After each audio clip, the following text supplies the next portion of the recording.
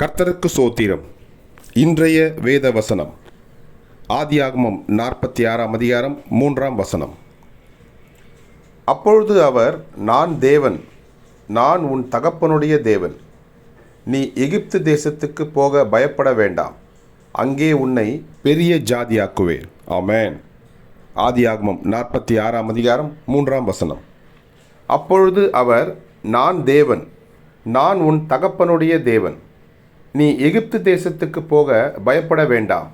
அங்கே உன்னை பெரிய ஜாதியாக்குவேன். ஆமென். கர்த்தர் உங்களை ஆசீர்வதிப்பாராக, உங்களோடு கூட இருப்பாராக. ஆமென்.